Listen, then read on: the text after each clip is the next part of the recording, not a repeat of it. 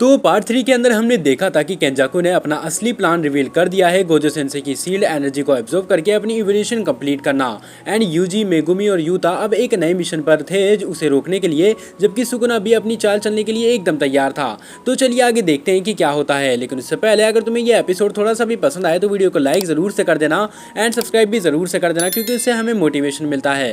Well, jujutsu take में emergency meeting call की जाती है जहाँ यूजी, मेगुमी और यूता जल्दी से इजिची और बाकी अवेलेबल हायर अप्स सोर्सरर्स को सब कुछ एक्सप्लेन करते हैं जो बचा है केंजाकू के रिवील के बाद। और इजिची अपनी बॉडी में टेंशन के साथ सुनता है और कहता है कि अगर केंजाकू गोजो की एनर्जी एब्जॉर्ब कर लेता है तो हमें इस बारे में सोच भी नहीं सकते कि उसके पास कितनी पावर आ जाएगी। हमें तुरंत एक्शन लेना होगा क्योंकि केंजाकू पहले ही गई वेसल की वजह से बहुत ज्यादा पावरफुल है। तभी यूता कहता है कि हमें गोजो सेंसे की सील्ड लोकेशन सिक्योर करनी पड़ेगी। अगर केंजाकू वहां पर पहुंचता है पहले तो सब कुछ खत्म हो जाएगा, इसलिए हमें पहले उसे सिक्योर करके केंजाकू को उसकी तरफ बढ़ने से रोकना होगा।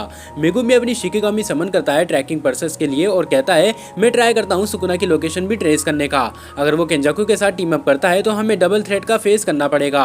यूजी, जो अभी भी अपने सेंसे के बारे में गिल्टी फील कर रहा होता है, अपनी फीस्ट टाइट करता है और बोलता है हमें फास्ट मूव करना होगा, मैं नहीं चाहता कि हमसे कोई और मिस्टेक हो। एंड फिर अगले सीन में टीम तुरंत स्प्लिट हो जाती है डिफरेंट डायरेक्शन में मूव करते हुए। यूता और मेगुमी गोजो की सील्ड एनर्जी की लोकेशन की तरफ लीड करते हैं, जबकि यूजी, पांडा और बाकी अवेलेबल फाइटर्स को गैदर करता है बैकअप के लिए। मीनवाइल एक रिमोट लोकेशन पर केंजाकू अपनी प्रिपरेशन कर रहा होता है complex cursed technique arise draw करते हुए जमीन पर अपनी बॉडी में एक एक्साइटमेंट के साथ, जैसे वो इस मोमेंट का कब से वेट कर रहा था। एंड बस वो इस मोमेंट को एक तरीके से फील कर रहा था। एंड फिर वो खुद ही अपने आप से कहता है बहुत समय से मैं इस मोमेंट का वेट कर रहा था, फाइनली अब मेरी पूरी पोटेंशियल अनलॉक होने वाली है। तभी एक शेडो उसके पास अपीयर होती है जो होता है रियोमिन सुकुना। अपनी टिपिकल कॉन्फिडेंट कंडीशन में स्माइल कर करके वो कहता है तो तुम यहाँ पर हो, सुन रहा था तुम्हारा प्लान, इंटरेस्टिंग अप्रोच, गोजो की एनर्जी को इस तरीके से यूज करना। तभी केंजाकू अपना काम रोक देता है एंड सुकुना की तरफ देखते हुए अपनी क्यूरियोसिटी के साथ उसे कहता है तो किंग ऑफ कर्सेस, तुम क्या चाहते हो, मुझे ज्वाइन करना या फिर मुझे रोकना?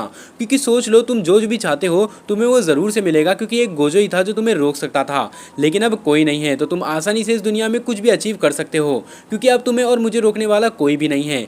सुकुना कुछ देर सोचता है एंड अपनी फिंगर काउंट को देखते हुए जो अभी भी कंप्लीट नहीं हुई थी, क्योंकि वो उन्हें किसी तरीके से बस खाना चाहता है।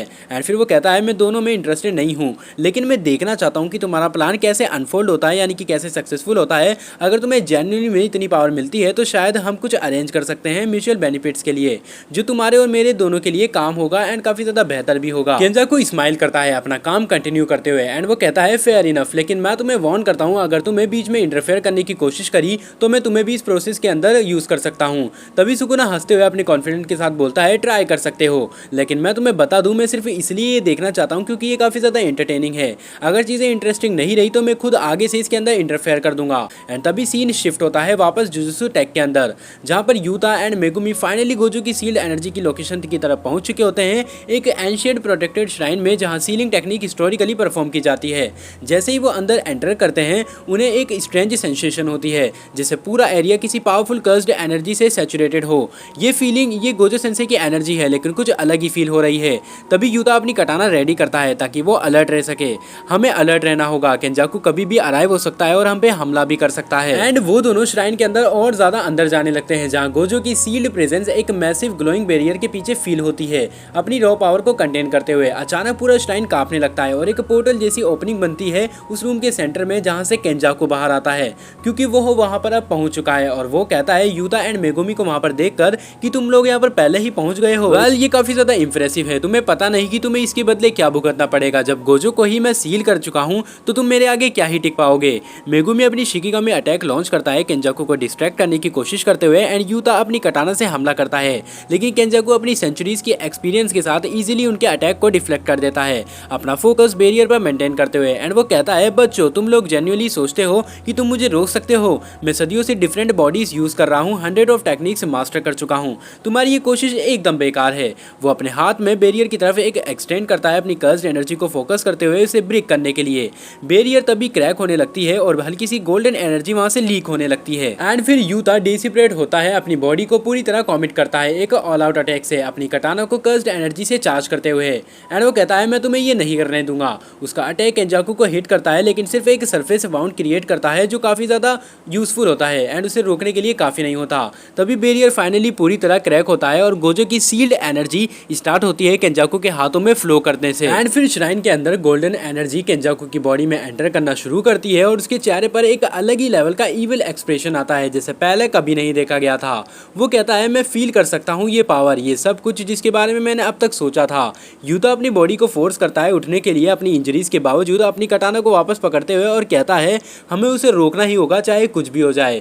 मेगुमी भी अपनी शिकोगामी को वापस समन करता है अपनी चक्रा रिजर्व्स को पुश करते हुए क्योंकि वो दोनों काफी ज्यादा इंजर्ड हो चुके होते हैं। लेकिन जैसे ही वो दोनों अटैक करने की कोशिश करते हैं एक मैसिव डोर धमाक के साथ खुलता है और यूजी अपनी पूरी स्पीड के साथ अंडर रश करता है पांडा और 3 और सीनियर सुपर्स के साथ जिसने उसे जल्दी से गैदर किया था। और यूजी जोर से चिल्लाते हुए बोलता है सॉरी हम लेट हो गए। यूजी अपनी ब्लैक फ्लैश टेक्निक रेडी करता है तभी केंजाकू जो अभी भी एनर्जी एब्जॉर्व कर रहा होता है अपना सर यूजी की तरफ मोड़ता है और वो काफी एनोइंग फील करता है क्योंकि उसको इंटरप्ट करने यूजी आ चुका है और वो कहता है इतनी जल्दी, मैंने तो बस अभी एंजॉय करना शुरू ही किया था।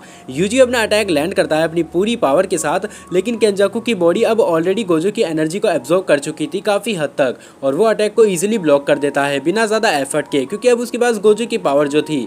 इंटरेस्टिंग, मैं फील कर सकता हूँ मेरी स्ट्रेंथ ड्रामेटिकली इंक्रीज हो रही है। शायद मैं तुम्हें दिखाऊंगा कि असली पावर क्या होती है। वो अपना हाथ एक्सटेंड करता है और एक massive cursed energy wave release करता है जो पूरे ग्रुप को पीछे उड़ाते हुए रूम की वॉल्स में क्रैश करती है।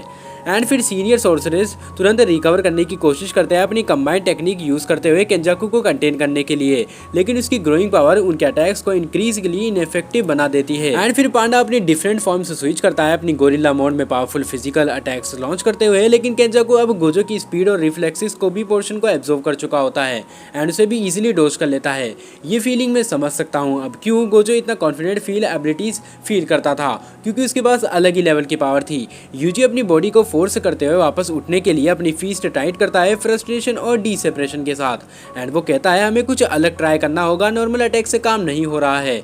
तभी मेगुमी को एक आइडिया आता है अगर केंजाकू गोजो सेंसी की एनर्जी एब्जॉर्व कर रहा है तो शायद उसके बॉडी को इस नए पावर को फुल्ली इंटीग्रेट करने के लिए टाइम लगेगा। हमें उस विंडो को एक्सप्लॉइट करना होगा जब वो वल्नरेबल है ट्रांजिशन के दौरान, यानी कि हमें केंजाकू के पास वाली खिड़की को कैसे न तैसे करके तोड़ना होगा ताकि केंजाकू अपने ट्रांसफॉर्मेशन के अंदर इंटरप्ट हो सके।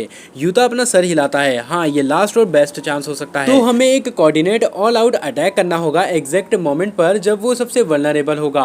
टीम क्विकली एक प्लान फॉर्मुलेट करती है अपने रिमेनिंग स्ट्रेंथ को कंसोल करते हुए एंड राइट मोमेंट का वेट करते हुए, जबकि केंजाकू कंटिन्यूस अपनी न्यू पावर को एक्सप्लोर करने में काफी ज्यादा डिस्ट्रैक्टेड रहता है अपनी एक्साइटमेंट के साथ। सडनली केंजाकू की बॉडी में कुछ शिफ्ट होता है, एक ब्रीफ मोमेंट के लिए उसकी मूवमेंट स्लो हो जाती है जैसे उसका सिस्टम नए एनर्जी को प्रोसेस कर रहा हो। फिर पूरी टीम अटैक करती है अपनी कंबाइंड टेक्निक को एक सिंगल पॉइंट पर फोकस करते हुए। यूजी अपना ब्लैक फ्लैश लैंड करता है डायरेक्टली जबकि सीनियर सोर्सरर्स अपनी एडवांस्ड टेक्निक्स कंबाइन करते हैं और मेगुमी अपनी स्ट्रॉन्गेस्ट शिकिगामी समन करता है वापस से एंड डिवाइन डॉग्स को एडिशनल प्रेशर क्रिएट करने के लिए। और फिर केंजाकू इम्पॉसिबल बोलता है, ये उनका विंडो होता है। यूता अपनी कटाना का अपनी स्पेशल सीलिंग टेक्निक यूज करता है चार्ज करने के लिए, समझते हुए कि अगर वो केंजाकू को इस वल्नरेबल स्टेट में सील कर सके तो वो परमानेंटली थ्रेट न्यूट्रलाइज कर सकता है, यानी कि वो परमानेंटली केंजाकू को इंटरप्ट कर सकता है। एंड फिर वो कहता है ये खत्म करने का टाइम है, लेकिन लास्ट मोमेंट में केंजाकू अपनी बॉडी को फोर्सफुली स्टेबलाइज करता है,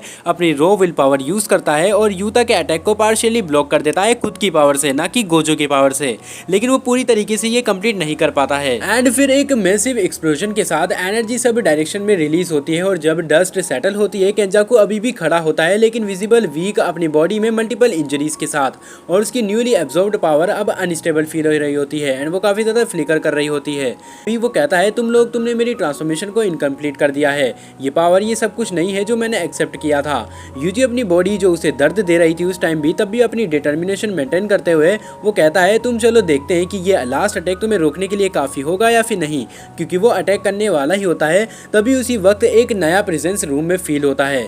सब लोग टेंशन में आ जाते हैं क्योंकि वहाँ पर रोमेन सुकुना आ चुका होता है अपनी टिपिकल काम एंट्री के साथ, लेकिन उसकी आंखों में एक नया कैलकुलेटिंग लुक होता है और सुकुना कहता है वेल ये इंटरेस्टिंग हो गया था, लगता है अब मुझे भी टाइम के साथ इसके अंदर इन्वॉल्व हो जाना चाहिए। और इसीलिए अब सुकुना भी इस फाइट के बीच में खुद की पावर का शो ऑफ करने आ चुका है। वैसे ही सोर्सरर्स को केंजाकू को रोकने में काफी ज्यादा मुश्किल हो रही थी, अब ऊपर से सुकुना भी आ गया है। नाउ रोमेन सुकुना किसका साथ देगा, यूजी का या फिर केंजाकू का, ये देखना काफी ज्यादा इंटरेस्टिंग होगा क्योंकि सुकुना ने पहले ही कहा था कि अगर उसे फाइट इंटरेस्टिंग नहीं लगेगी तो वो खुद भी इस फाइट के अंदर इन्वॉल्व हो जाएगा, लेकिन उसने ये नहीं बताया था कि वो किसकी तरफ से फाइट करेगा। इसीलिए अब अब ये स्टोरी और भी ज़्यादा इंटरेस्टिंग होती जा रही है। वेल, अगर तुम्हें ये वाला एपिसोड पसंद आया तो वीडियो को लाइक कर देना। एम करते हैं 50 लाइक्स के लिए एंड 20 कमेंट्स के लिए।